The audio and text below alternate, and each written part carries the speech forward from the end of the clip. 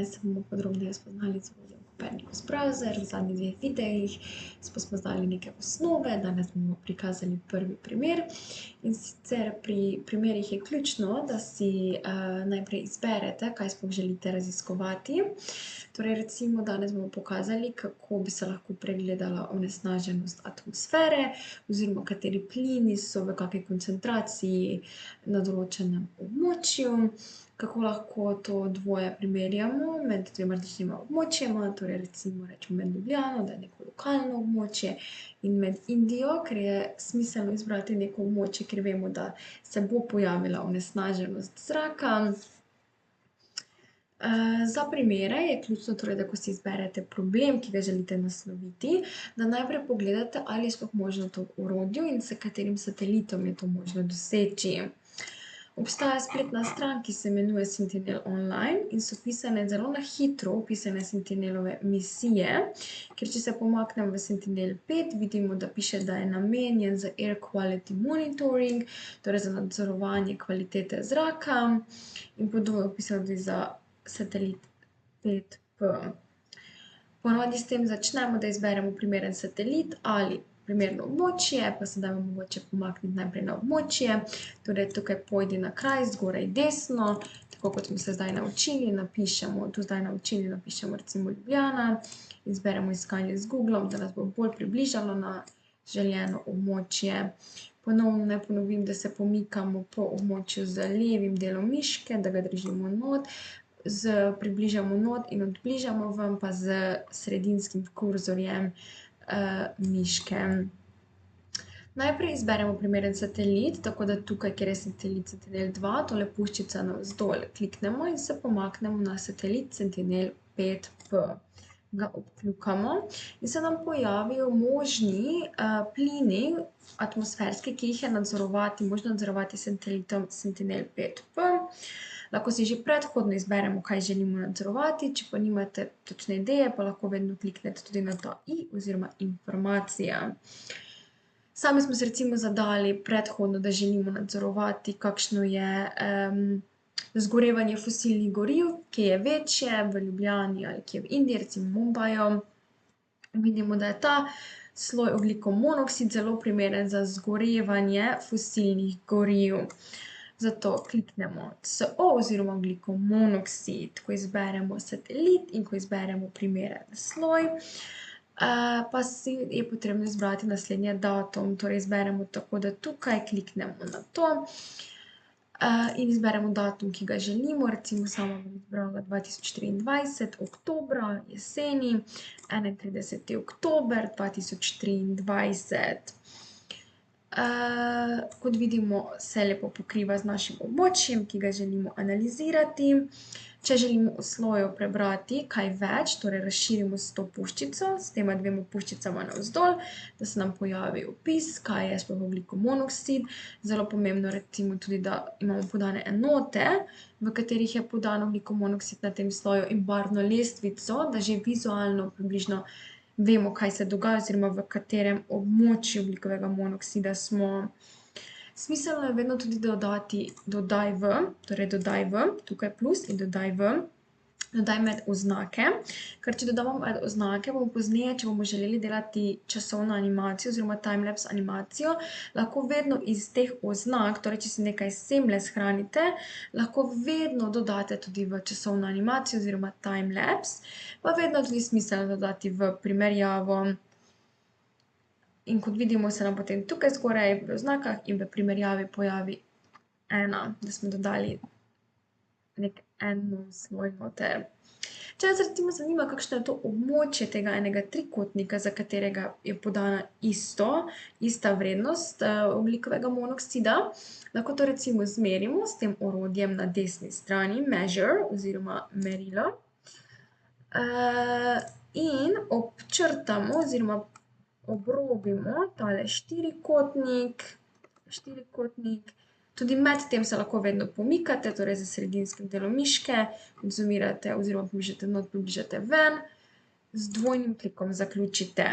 Vidite, da recimo ta kvadrat, recimo, če bi v njem želeli vrednost nadzorovati, da je velik 46,3 kvadratne kilometra. Če tega kvadrata več ne potrebujete in ga želite dejansko odstraniti, kliknete še enkrat na to, ko vidite, ko smo izbrali to orodje, se je obarvalo zelene barve. Če ga želite odstraniti, še enkrat kliknete na njega in se orodje odstrani. Potem pa, če vas zanima vrednost, recimo v Štepanjskem naselju bolj natančno, koliko je točno v tem naselju, ne v celem kvadratu, čeprav je skozi cel kvadrat enako, lahko izberete torej označi zanimivo točko, kliknete na Štepanjsko naselje. Tukaj se vam zdaj izpiše točna vrednost tega ogljikovega monoksida znotraj celotnega kvadratka, ampak tudi točno na tem Štepanjskem naselju. Če želite za to izbrano točko statistične informacije, lahko vedno kliknete tudi tukaj na ta znakec oziroma na ta grafikon statistične informacije in se recimo za eno leto prikažete, kako se je vrednost ogljikovega monoksida spreminjala na točno tej izbrani točki Štepanjskega naselja. Seveda je pri grafih, naj opozorim, potrebno biti previden z interpretacijo, lahko se pojavijo kakšne napake, atmosfera ni neka linearna snov, ki bi bila brez napak, torej lahko bi bil kakšen odboj do satelita, ki bi bil napačen, ali pa izračun, zato je treba vedno biti zelo kritičen. Ko si ga izrišete, si ga lahko vedno tudi izvozite v CSV oziroma v Excel in tam delate nadaljnje analize, če želite. Ponovno ta lahko premikate na različna druga območja, ampak vrednost, kot sem že imela, bo znotraj enega kvadratka ista. Če pa se vrnete na drugi kvadratek, pa se vrednost malček spremeni. Ko tega več ne potrebujete, ponovno lahko kliknete, označite zanimivo točko in se vam izbriše.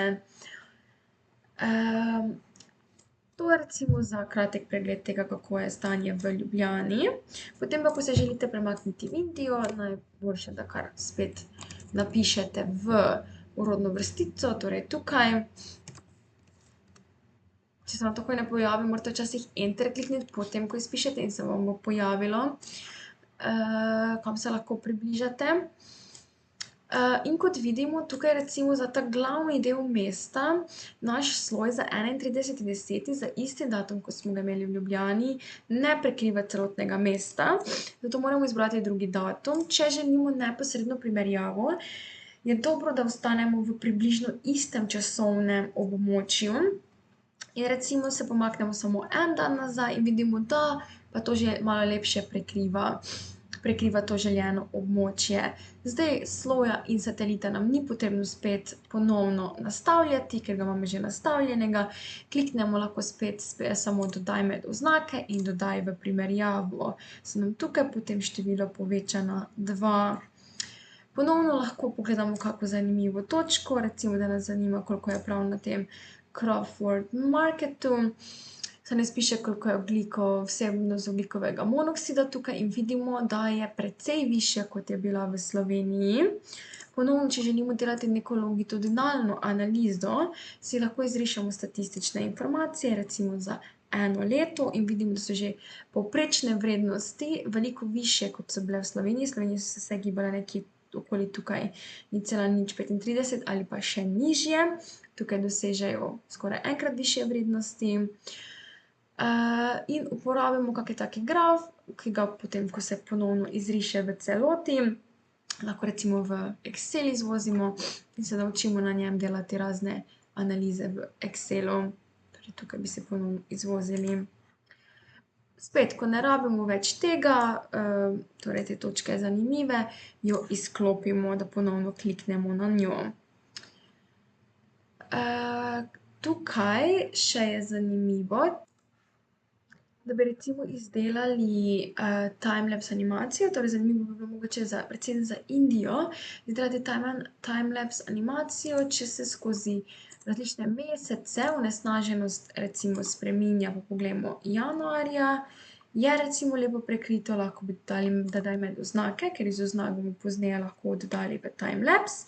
Lahko pa druga opcija, torej tukaj izbirate recimo mesece in datume, ali pa se že takoj pomaknete na desno stran v ustvarjanje časovne animacije, se premaknete na točno željeno območje, ki ga želite zajeti za to animacijo. Torej, kot sem že omenila, z levim delom miške lahko premikate, kateri del želite zajeti, kliknete na sredino, ko želite začeti delati časovno animacijo in potem tukaj spremenite datum, da recimo želite od januarja, date 1. januarja, pa potem do novembra oziroma decembra, date lahko do zadnjega decembra, lahko date recimo, da na mesec želite eno sliko oziroma en posnetek iz tega ogljikovega monoksida in kliknete iskanje. In medtem, ko se to nalaga, ker včasih lahko traja nekaj časa, lahko pokažemo recimo prej tisto, kar sem omenila, če date v oznake oziroma pins, lahko pa tukaj kliknete dodajanje slojev iz oznak. Torej si to že vse pripravite prej v teh oznakah, potem pa samo tukaj kliknete dodajanje slojev iz oznak. Pri animaciji je vedno smiselno pogledati te sloje, ker kot vidimo, nažalost se ne zajamejo vedno in potem, če imamo kakšne take prazne sloje, kot je recimo 31. maj, moramo tega odkljukati in tudi za junij moramo odkljukati in tudi za avgust moramo odkljukati, pa za oktober in december, kar nam drastično zmanjša število podatkov, torej vedno se lahko odločimo tudi za recimo izberi eno sliko na teden in ponovno kliknemo iskanje. Zdaj si pač povečamo možnosti, da bi dejansko vključili vse mesece, ker bomo potem lahko izločali recimo, sicer smo izločili, ja, sicer še vedno ne najde čisto vseh mesecev in potrebno še vedno izločati kar precej slojev. Pri tem je treba biti previden, še posebej pri dejstvu, da pri skali, ki jo uporabljamo, torej kot smo izmerili prej, imamo kar precej velike kvadratke, torej če se preveč približamo na območje animacije, torej recimo pri teh slojih, ko imamo večje kvadratke za sloje, ki prikazujejo podatke, so velikokrat podatki neuporabni. Ampak včasih pa so vseeno precej primerni. Torej, ko naredite pregled in izločite, lahko tukaj, kot smo že zadnjič pokazali pri predvajanju, si pogledate, kako bi izgledalo nekaj takega in kot vidimo, recimo za ta sloj to ne bi bilo tako uporabno, kot smo spoznali pri različnih drugih slojih. Čeprav se vseeno vidi približno, kako se premika. Si lahko animacijo vedno prenesete s to tipko prenesi. Ker recimo tako kot vidimo, če se približamo tako območje, tako kot smo se nam dejansko pač ker ta okvirček moder vam vedno prikazuje to timelapse animacijo oziroma velikost območja, ki bo zavzeto. Vidimo, da dejansko manjše od enega tega kvadratka, lahko bi se odzumirali in bi zajeli večje območje, bi imeli več kvadratkov in bi mogoče nekaj takega bilo bolj smiselno za primerjavo, če še enkrat poiščemo v iskanje. Evo recimo tukaj se pa potem že bolj vidi, se že dosti več vidi razlike, kjer se več onesnažuje, manj onesnažuje. Tako da mogoče nekaj, na kar ste lahko pozorni. Ponovno bi trebalo sedaj izločati, ne bomo ponovili postopka, zdaj ga že poznamo. Samo opozorilo na to, da ste na ta okvirček pozorni, ker ta okvirček bo zajel območje v animaciji. Evo pa je bil danes to kratek pregled enega zelo enostavnega primera, iz katerega se lahko vseeno ogromno naučimo, uporabimo različna orodja, se naučimo, kako poiskati primeren satelit, primeren sloj, kako izdelati zanimive izdelke, ki jih lahko drugim predstavimo, kako si izvoliti samo nekaj, na čem lahko delamo nadaljnjo analizo ali pa primerjamo s kakimi drugimi podatki, recimo če pridobimo kakšne podatke iz interneta o onesnaženosti zraka iz kakega drugega vira, primerjamo, ali so vrednosti primerljive in tako dalje. Odprto seveda za vašo domišljijo, kaj se da s tem narediti. Hvala za vašo pozornost in se vidimo v naslednjih videih z naslednjimi primeri.